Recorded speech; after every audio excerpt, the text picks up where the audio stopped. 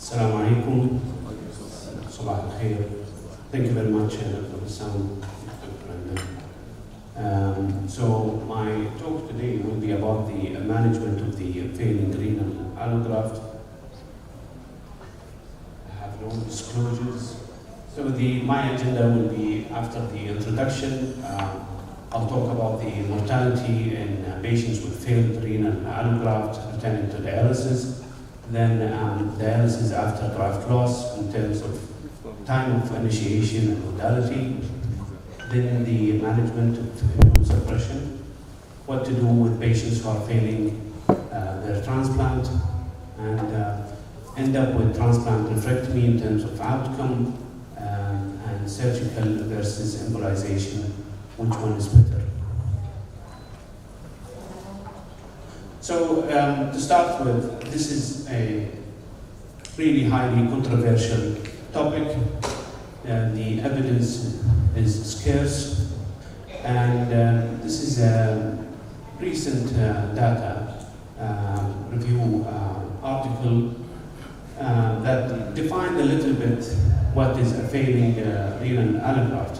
So failed allograft is patients who are returning to dialysis or went from transplant to another transplant. Failing allograft, they define it as irreversible and progressive decline in kidney function with anticipated allograft survival of less than 1 year and return to kidney replacement therapy. Now, some people will add low baseline, stable kidney function with low baseline as the failing renal allograft. So as an introduction, we all know that the number of end-stage kidney disease undergoing renal transplant, both cadaveric and the living donor, continue to rise, as depicted in this 2019 annual data report. However, with this rise in transplant, you can see that the patients on the waiting list is actually much higher. So the gap between supply and demand is very high. And as someone who's not pessimistic, I don't think this gap will ever close, but we really can do better. Moving on to the mortality in patients with failed renal allograft returning to dialysis.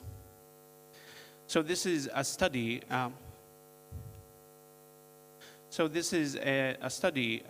That looked at the crude excess mortality rates in patients, taking patients from 97 to 2013. As you can see that across all ages, the mortality is coming down in patients with end-stage renal disease. And this is really because we are getting better at dialysis, KT over V, transplantation, multidisciplinary approach, better treatments, better protocol. So this comes to what Faisal was saying, Dr. Faisal last night. Our patients are aging with dialysis because we are keeping them alive. On the other hand, we should know that the mortality of patients on dialysis is very high. It's actually higher than some of the cancer mortality.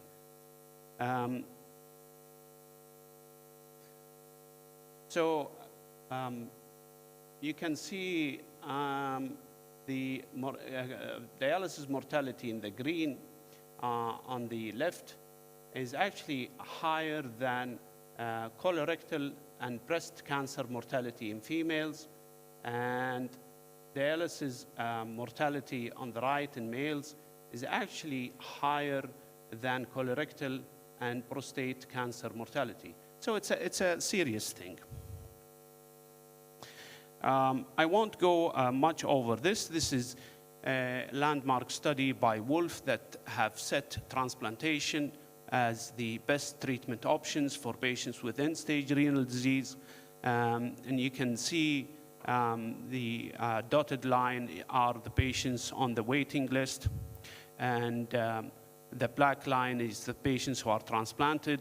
By 106 days, the risk of mortality was equal, and by 244 days, the survival was equal, and after that, there was a clear advantage of survival for transplant patients.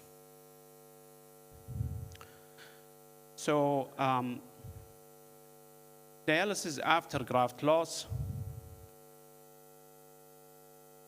So about 5 to 10% lose their graft annually and go to dialysis, and about 5 to 13% represent patients who are transplanted from patients who went on dialysis and retransplanted.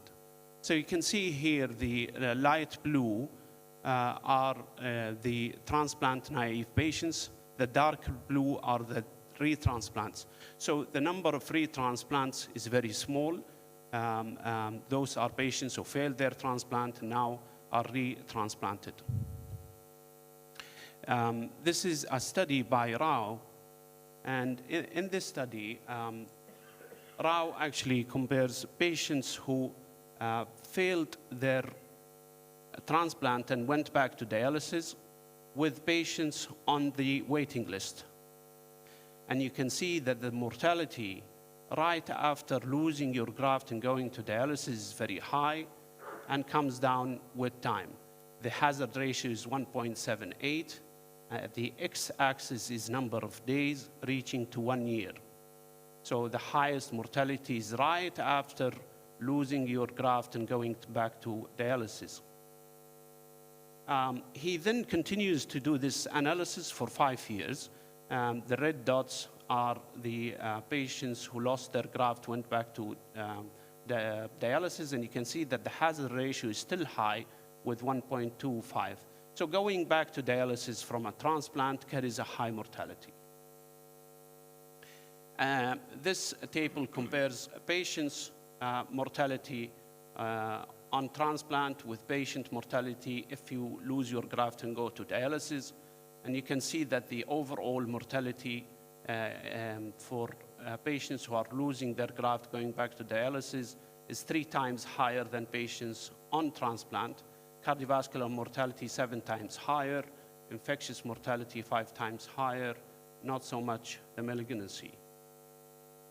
The percentage or incidence of cancer related after you lose your graft is actually comes down, especially cancers that depends on immunosuppression like Kaposi sarcoma and non-Hodgkin lymphoma, as well as immunodeficient population like LIP. Now this is the, you all know this is the Torke of 2006. And in this, they talk about GFR of 15 as a set point to consider dialysis. This is the ideal study. This is a randomized controlled trial. The only one I know that actually compares early versus late initiation of dialysis. Just in general, not considering transplant, should you start dialysis for patients early or late? And early was actually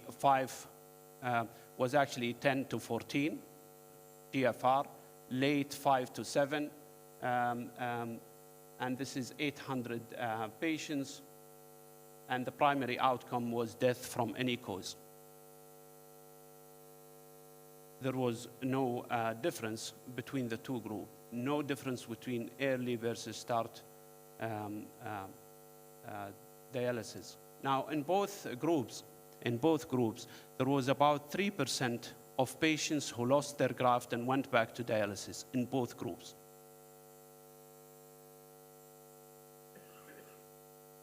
Now, this is not a randomized controlled trial, but this is a study taken from the US RDS registry numbers. Includes about 4,700 patients who lost their graft and went back to dialysis and looked at their mortality And they have concluded that for each 1 ml per minute per meter square higher GFR at the time of dialysis initiation, it was found to be associated with a 4% higher mortality risk after dialysis. So they're saying that if you start early in patients who lose their graft and go back to dialysis, your mortality is higher. This is the KDOQI of 2015, and instead of talking about a number, they're really talking about signs and symptoms of uremia that should make you dictate dialysis, the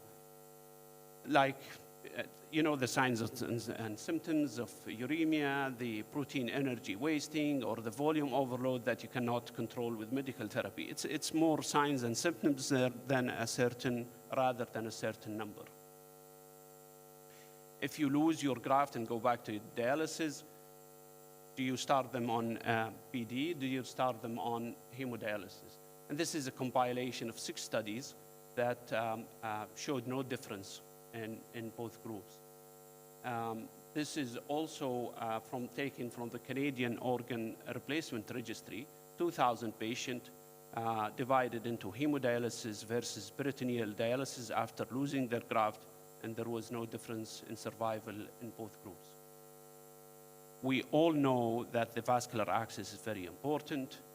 This is a study that you all know that shows that if you have fistula, you have the least mortality, and you have central venous catheter, you have the highest mortality in patients who have dialysis. And this is a study that showed that patients going back to dialysis, failed kidney transplants, have about 65% of central venous catheter. So knowing that those patients actually have a higher mortality when they go back to dialysis, and knowing that the central venous catheter carries a higher mortality, we should do better in terms of planning for those patients. And this is a study that looked at planned vascular access versus unplanned vascular access, and you can see that planned vascular access logically carries a higher survival. Now we move to the management of immune suppression, and this is really a controversial issue. What do you do with the immune suppression when they lose their graft? And so this is a survey of about 96 centers that they asked them after 1 year what percentage of patients they will be off immune suppression, and about 37% said that they will have them off immune suppression by 1 year. And when they asked them about the drugs, what drugs you will stop first, it was the anti-proliferative MMF ASA, then the CNI, and at the end the steroids. And what factors will make you continue or stop the immune suppression? Ongoing signs and symptoms of rejection, and plans to retransplant are the highest causes that will make you continue immune suppression. So what's in favor of continuing immune suppression? You minimize allosensitization in terms of donor-specific antibodies. You decrease the incidence of graft intolerance syndrome. You reduce the risk of overt acute rejection and prevent adrenal insufficiency. What's against continuing immune suppression? It's increased risk of infection, increased risk of cancer, increased risk of cardiovascular disease, as you all know. So there are pros and cons on which one you take. Now, I can tell you that once in our center, once the patients start dialysis, we actually stop the MMF ASA. We don't have ASA anymore. It's more MMF or Myfortic. And CNI is actually decreased over 3 months, and then steroids over 6 months to 1 year. If a patient is going to be retransplanted and he has a donor, you continue the immune suppression with a lower dose of CNI.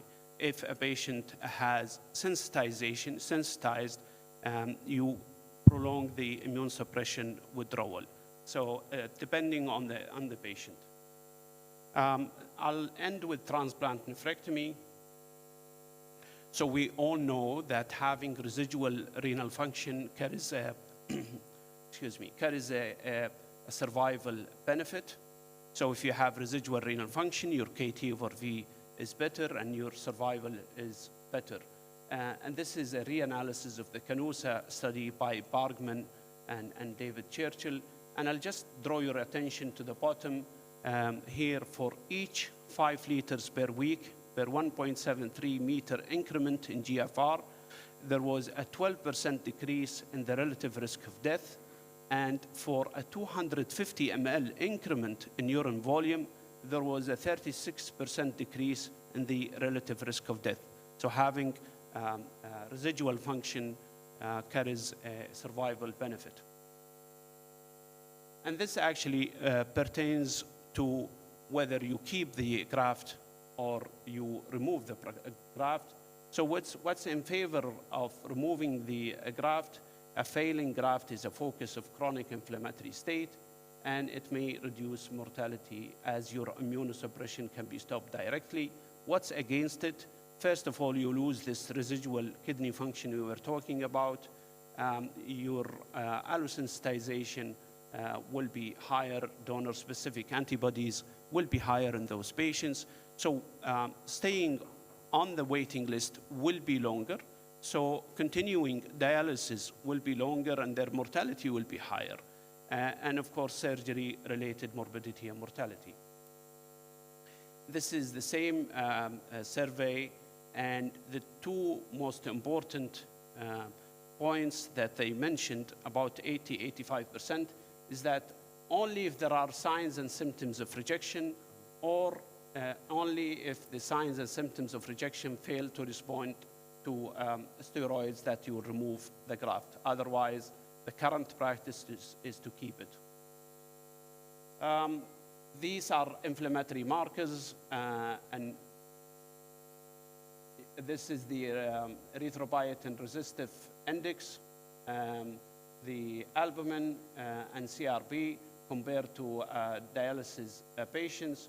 And after removing the graft, you can see that the resistive index comes down as an inflammatory marker. The albumin improves, and the CRP comes down. So having a graft, yes, it is an inflammatory state. The dark bars, the black bars, is patients who their graft was removed. And this is their donor-specific antibodies. And the gray bars is patients whom their graft is still intact. And this is comparing the donor-specific antibodies between removing the graft or keeping the graft. And you can see if you remove the graft, all your donor-specific antibodies will be higher.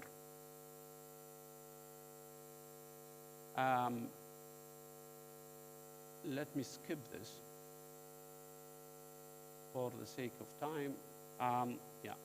So graft intolerance syndrome is actually a constellation of signs and symptoms. Occurs usually in patients who have their graft, and usually related to rapid discontinuation of immune suppression. And these are the symptoms: fever, local pain, hematuria, flu-like malaise. Usually you treat them with some steroids, and some actually respond and some don't respond, and then you have to remove the graft. I'll end with comparing the embolization versus surgical nephrectomy, and you can see that in terms of hemoglobin drop, need for post-op transfusion, and number of hospitalization days, if you do embolization of the graft, it's actually much better than doing surgical nephrectomy. Thank you very much.